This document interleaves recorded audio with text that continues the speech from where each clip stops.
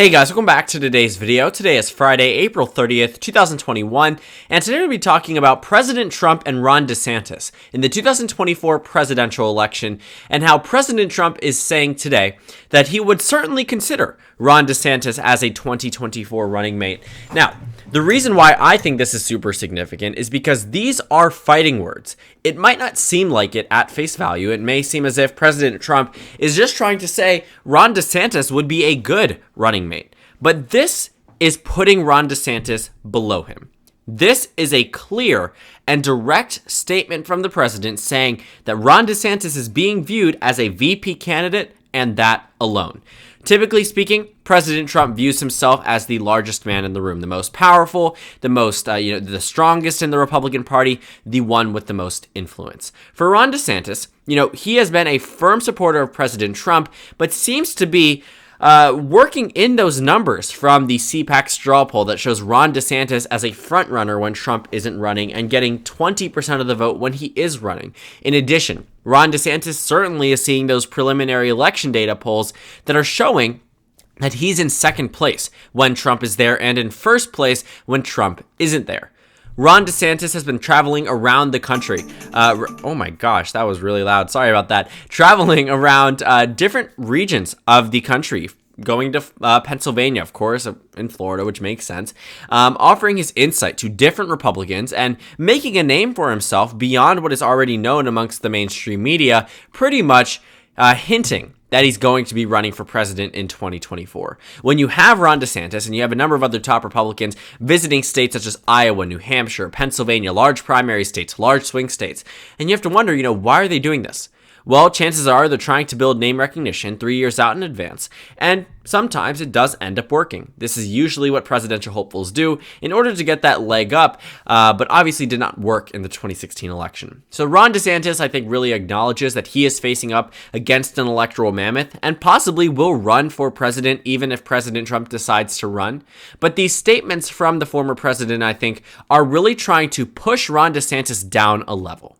They remind me a lot of the comments that were made by Bill Clinton back in the 2008 Democratic primary. And you might be wondering, why the heck am I bringing up the 2008 Democratic primary? Why is this at all relevant to what we're seeing today with this Ron DeSantis statement from President Trump? Well, like I said, it reminds me of those statements from Bill Clinton. Bill Clinton suggested that Barack Obama become Hillary Clinton's vice presidential choice. Bill Clinton said, this would be the unstoppable ticket, the winning ticket. If Clinton was at the top and Obama was at the bottom, if it was a Prez and VP ticket, this would be the winnable ticket.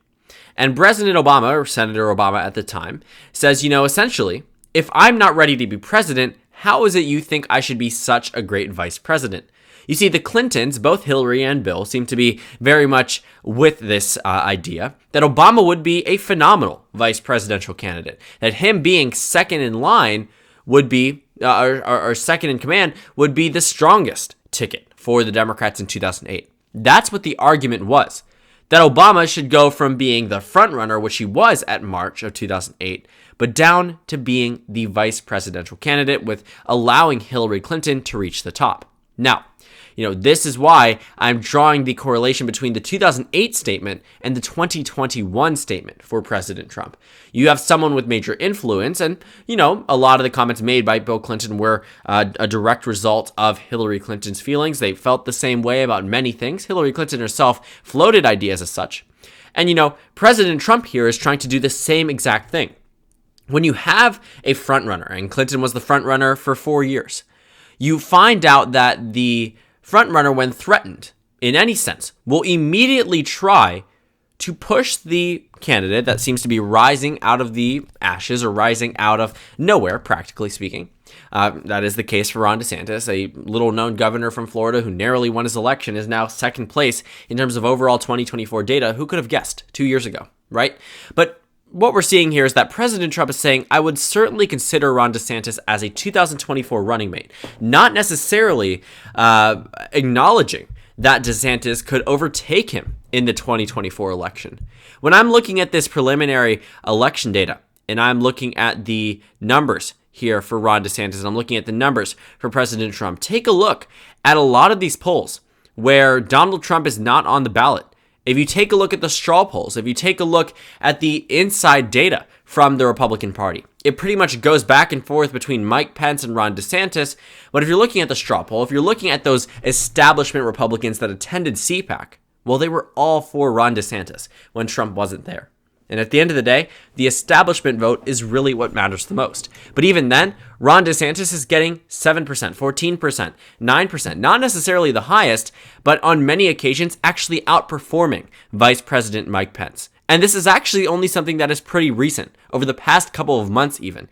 Even at the end of 2020, Ron DeSantis probably wouldn't have been considered to be this, all-star dark horse type candidate. Only recently has he gained name recognition. And that's necessarily, that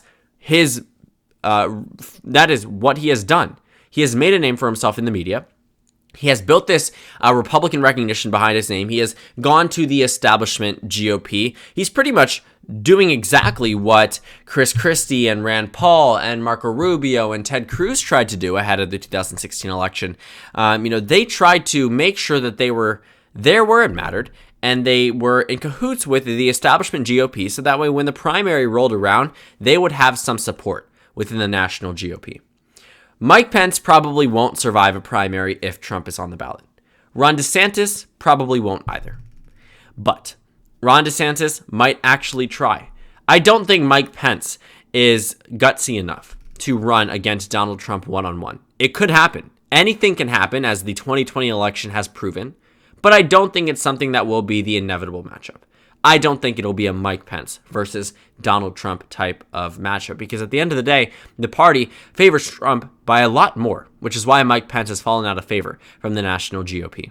Ron DeSantis, however, hasn't fallen out of favor. He's just President Trump from Florida. That's really it. And even though President Trump is from Florida, you're talking about a statewide official here. And of course, President Trump decimates him when it comes down to a head-to-head ballot, or not a head-to-head ballot, but a Donald Trump being on the ballot question. But I will say that Ron DeSantis has surprisingly done much better than some of these names. I mean, you have Nikki Haley, who was floated as a shoo-in for the 2024 Republican nomination. You have Senator Ted Cruz. You have Senator Josh Hawley, Governor Larry Hogan, Senator Mitt Romney. I almost said Governor Mitt Romney. I was watching a little bit old 2012 election video or election night coverage, so that's why I was saying governor. But Senator Mitt Romney, Senator Marco Rubio, Senator Tim Scott. And then you have Donald Trump Jr. And he seems to be on par with Ron DeSantis. So for Ron DeSantis, realistically speaking, he comes from a swing state. He comes from Florida. But you have to ask the question, was President Trump being genuine in that statement, even if you viewed Ron DeSantis as competition? I think in a way that there would be some benefit for having a Florida VP on the ticket, but not necessarily when President Trump is at the top of the ticket. You see, if you look at the shift from 2016, Florida was the only swing state with a notable shift towards the right. It was a shift in which Donald Trump doubled his margin from the 2016 election. Ask yourself, President Trump won the state of Florida by 1.3% in the 2016 election. Went on to win Florida by 3.3% in the 2020 election. You look at these numbers. Ron DeSantis only won by 0.4%. While DeSantis is much more popular now than he was then, does Donald Trump really need an additional Florida candidate on his ticket? Is that really in consideration for being a losing state in the 2020 election? It's one of the few swing states that actually shifted to the right and actually had a pretty significant shift at that. Something that cannot be understated, something that cannot be ignored by the National Democratic Party. But is Ron DeSantis really necessary in order to win that state? I think President Trump is trying to say that he would absolutely consider Ron DeSantis largely to appease him, saying that if Trump runs, that Ron DeSantis doesn't need to because he's being considered as a running mate. I mean, if DeSantis looks at it and says, I'm going to lose this election inevitably against President Trump, why not join as his VP rather than end up on his hit list? Obviously, one of those would be a much more favorable scenario. But based off the election data, Ron DeSantis has room to grow. If the party truly backs away from President Trump himself, Ron DeSantis could actually win that nomination and potentially could win the presidency. Ron DeSantis is probably at a point where he's staying in his Florida governor's mansion, talking with his family, talking with his advisors, saying, holy crap, I could actually become the next president of the United States if I play my cards correctly. Or he could become the next vice president of the United States. But he can't try to do both. He can't run for president against President Trump and try to end up becoming the vice president of the United States. Donald Trump is not going to pick someone who ran against him.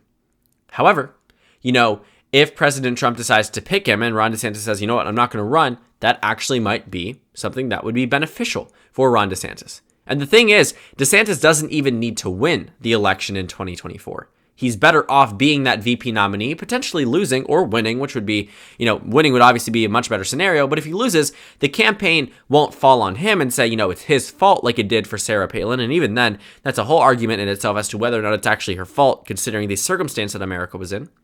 But for Ron DeSantis, we wouldn't exactly see the mainstream media saying, did Trump lose because of DeSantis? No, DeSantis will have that name on the presidential ballot. It'll be printed in all 50 states. He will be at the vice presidential debate televised to 100 million Americans. You will be seeing a lot of media coverage of Ron DeSantis. So he's going to get a huge name recognition bump that could pave the way for a 2028 presidential bid.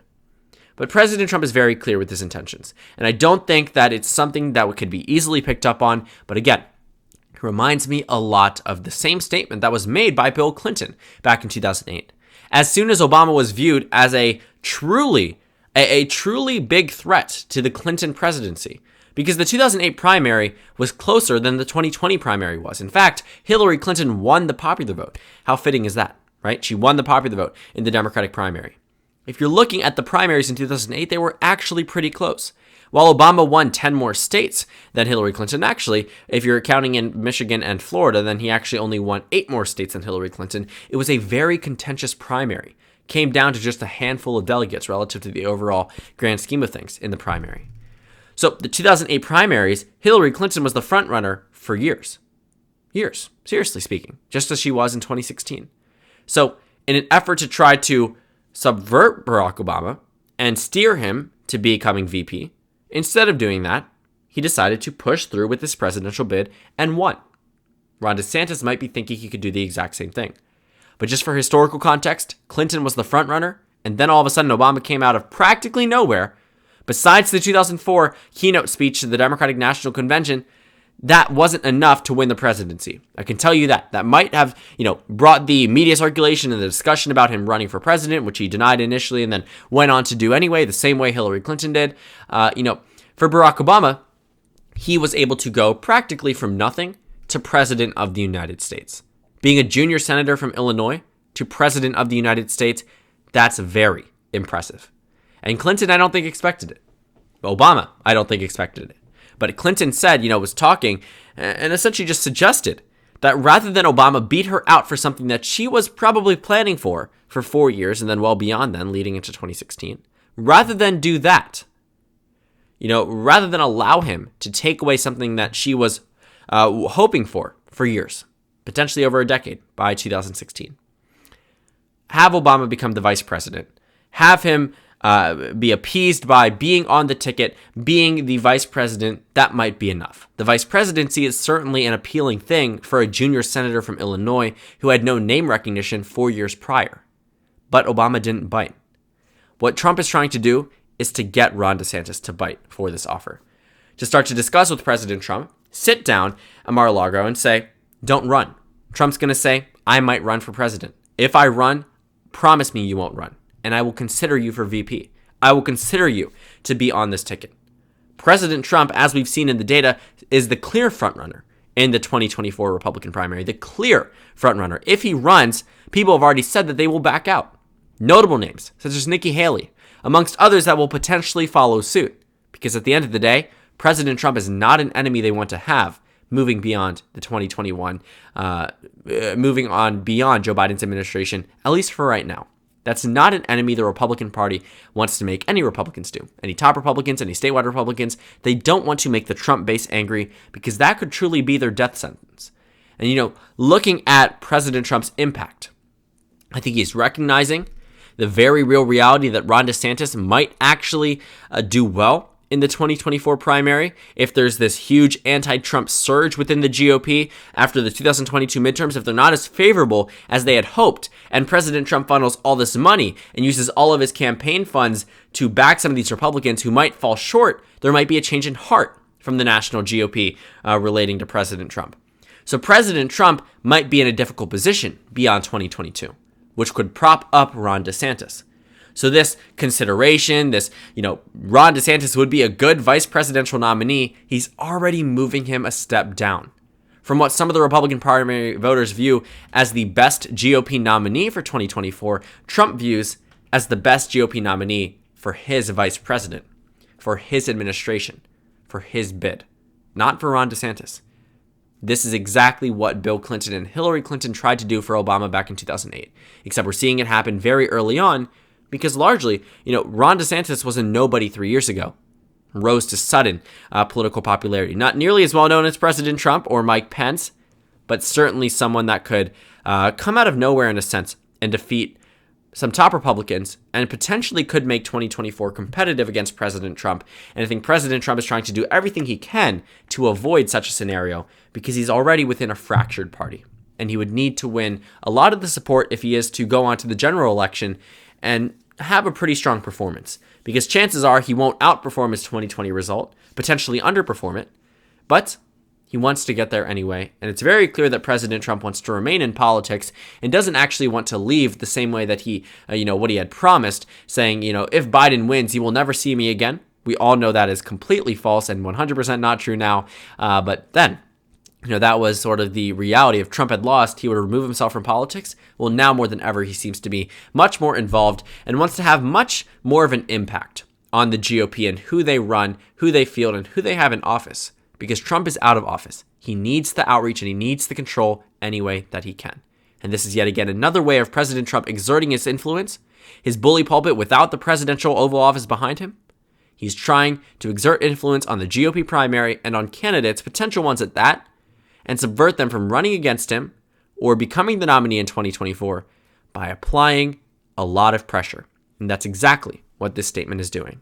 So thank you guys so much for watching this video. Make sure to comment down suggestions below. Subscribe on the left if you haven't already, and check out the Instagram and Twitter. At the bottom left of the screen, there's also a Discord server for you to go ahead and join. On the screen, there's a video you can watch and then a playlist for my 2024 election analysis videos. Again, thank you guys so much for watching, and I will see you all tomorrow.